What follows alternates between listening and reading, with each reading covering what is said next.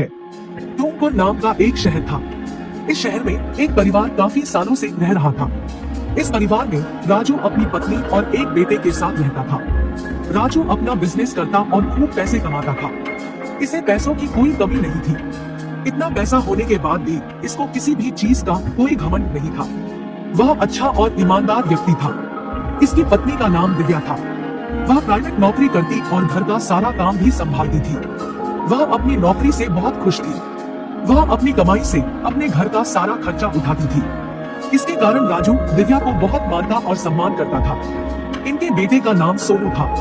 वह बहुत आलसी था। हर काम को टालता रहता था। वह पढ़ने में भी आलस करता था। जब भी इसे कोई काम करने को देते तो वह हमेशा बोलता था, बस अभी 5 मिनट में करता हूँ। ऐसा कहकर वह फिर से अपने काम में लग जाता था।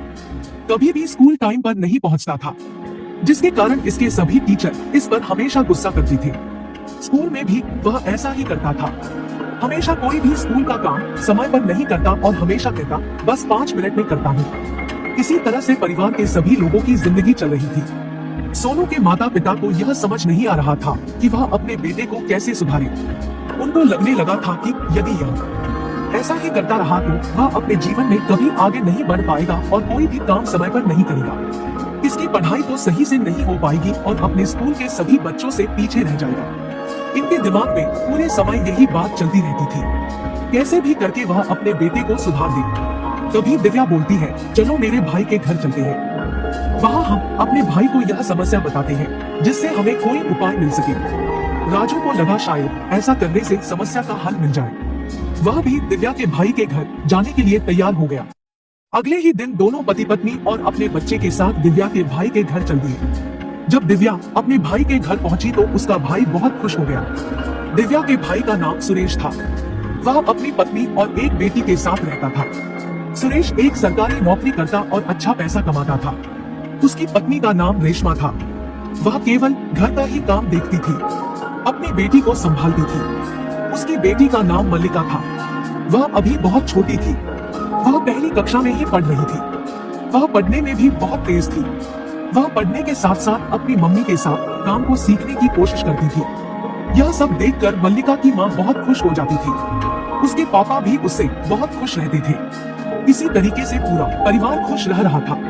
सुरेश अपनी बहन को घर के अंदर बुलाता है। दोनों भाई बहन में काफी देर तक बातें चलती रहती है। थोड़ी देर के बाद सुरेश की पत्नी रेशमा नाश्ता लेकर आती है। सब लोग नाश्ता करते हैं। सोनू और मल्लिका दोनों बच्चे खेलने के लिए बाहर चले जाते हैं। तभी दिव्या सुरेश को सोनू की आदत के बारे में बताती है। वह बोलती है कि यदि सोहन ऐसे ही करता रहा तो वह अपनी जिंदगी में कभी आगे नहीं बढ़ पाएगा, पढ़ाई में भी पीछे रह जाएगा। सुरेश ने बोला, यह बात तो बहुत गंभीर है, इसका कुछ ना कुछ तो उपाय निकालना ही पड़ेगा। तभी सब लोग सोचने लग जाते हैं। कुछ देर सोचने के बाद सुरेश बोलता है, क्यों ना हम स्कूल के प्रिंसिपल के साथ मिलकर एक उपाय करते हैं। हम स्कूल में परीक्षा होने का नाटक करवाते हैं। सोहन अपने आदत की तरह ही 5 मिनट में आता हूँ ऐसा करेगा। वह ऐसा करने से उसका परीक्षा छूट जाएगा और उसको बहुत दुख होगा। उसको हम बोलेंगे कि अब तुमको स्कूल से भी निकाल दिया जाएगा, जिससे हम उसकी आदत को सुधार पाएंगे। तभी सब लोग बोलते हैं, यह उपाय तो बहुत बढ़िया बताया, हमें इसके लिए सबसे पहले स्कूल के प्रिंसिपल से बात करनी पड़ेगी। सब लोग स्कूल के प्रिंसिपल से मिलने के लिए तैयार हो गए। उसके कुछ देर बाद ही राजू अपनी पत्नी दिव्या और अपने बेटे के साथ घर पर आ जाता है। अगले दिन बच्चों के स्कूल के जाने के बाद वे लोग प्रिंसिपल से मिलने के लिए जाते हैं। प्रिंसिपल को भी यह बात पता थी कि सोनू बहुत आलसी है। वह हमेशा किसी भी काम को करने के लिए बहाने बनाता रहता है। वह भी चाहता था कि सुरेश हमेशा के लिए सही हो जाए और स्कूल में आगे बढ़े। प्रिंसिपल सोनू के माता पिता को देखकर बहुत खुश हो जाता है। वह सब लोगों को अपने ऑफिस के अंदर बुलाता है। तभी सोनू प्रिंसिपल से बोलता है, हमें अपने बेटे की आदत को सुधारने के लिए एक उपाय सोचा है। उस उपाय में आपको हमारा साथ देना होगा। तब प्रिंसिपल बोलता है, मुझे भी सोनू की आदत को सुधारना है, मैं आपका इसमें साथ दूंगा। सोनू के माता पिता प्रिंसिपल को सारी बात बता देते हैं। ऐसा ही करने के लिए बोलते हैं। सब लोग उपाय को अमल में लाने के लिए तैयार हो जाते हैं। राजू प्रिंसिपल को बोलता है, यह उपाय हम कल ही करेंगे। इसके लिए सब लोग तैयार हो जाते हैं। प्रिंसिपल ने भी स्कूल के सारे टीचरों को यह बात बता दी थी। सब लोग तैयार हो गए। फिर सोनू के माता पिता और दिव्या के भाई उसकी पत्नी अपने घर को चल देते हैं। उपाय के मुताबिक राजू और दिव्या दोनों सोनू को बोलते हैं कि कल तुम्हारा परीक्षा है, तुम्हें उसके लिए तैयारी करनी है। तभी सोनू बोलता है बस 5 मिनट में करता हूँ। इतना बोलकर वह खेल में लग जाता है। वह भूल जाता है कि कल उसका परीक्षा है। अगले दिन सोनू स्कूल के लिए तैयार होता है। सोनू के माता पिता उसको बोलते हैं कि तुम जल्दी से स्कूल जाओ, आज तुम्हारा परीक्षा है। सोनू बोलता है अभी बस 5 मिनट में जाता हूँ। ऐसा बोलकर वह खेल में लग जाता है। खेल खेल में उसको पता ही नहीं चलता है कि उसे स्कूल भी जाना है। उसे बहुत देर हो जाती है। जब वह स्कूल पहुंचता है तो स्कूल का प्रिंसिपल उसको बोलता है आज तो तुम्हारा परीक्षा था और तुमने परीक्षा दिया नहीं।